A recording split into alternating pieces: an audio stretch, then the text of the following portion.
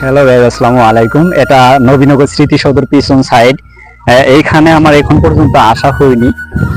এখানে আসার পরে যে যা আমি দেখতে পেলাম, আসলে এটা দেখার জন্য মোটেও প্রস্তুত ছিলাম না।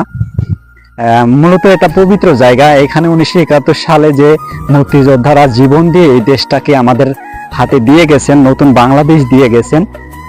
সেই পবিত্র জায়গায় অনেকটা অস্বাভাবিক মেলামেশা, অস্বাভাবিক চলাফেরা আমি দেখতে পাইছি।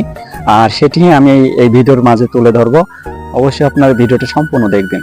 আর যারা আমার পেজে এখন পর্যন্ত নতুন, অবশ্যই পেজটা ফলো করে দিবেন। জানি না এরকমের ভিডিও করতে যাই কবে কখন আমার সাথে একটা বিপদ হয়ে যায়। জানি না, সবাই আমার জন্য দোয়া করবেন যেন অন্তত এই অন্যায়গুলার প্রতিবাদ আমি করতে পারি। সবাই আমাদের একটু সাপোর্ট দিবেন। সবাইকে ধন্যবাদ। ভিডিওর শুরুতেই দুইজন আশরাফুল মাখলুকাতকে দেখতে পাচ্ছেন, যারা সৃষ্টির সেরাজি। তাদের শ্রেষ্ঠত্ব প্রমাণ করার জন্য একজন আরেকজনের ঘাড়ের উপর হাত দিয়ে মোলাকাত করতেছে, কিন্তু তারা হয়তো ভুলে গেছে তাদের পিছনে মালাকুল মউত ক্যামেরা নিয়ে তাদের ভিডিও ধারণ করতেছে। কিছু কিছু আশরাফুল মাখলুকাত ঠিক এতটাই দূরে অবস্থান করতেছে, তাদেরকে ক্যামেরার মাধ্যমে জুম করেও দেখা সম্ভব নয়।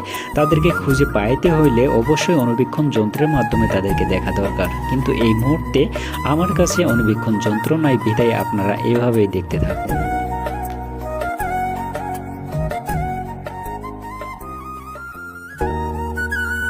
যে সকল আশরাফুল মাখলুকাত পবিত্র স্থানে সম্মান দিতে জানে না, তাদেরকে ভিডিও ধারণ করে সোশ্যাল মিডিয়াতে ছেড়ে দেওয়া, এটা আমার কাছে অযৌক্তিক বলে মনে হয় না।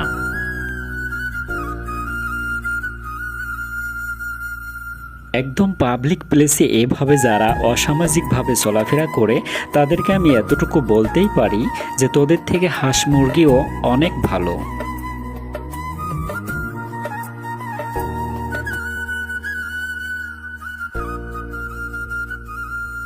পাগলে কি না করে আর ছাগলে কি না খায়, এজন্য এদেরকে নিয়ে আর কোনো কথা বাড়াইতে চায় না। পরিশেষে শেষ করার আগে এতটুকুই বলতে পারি যে পাগলের সুখ মনে মনে।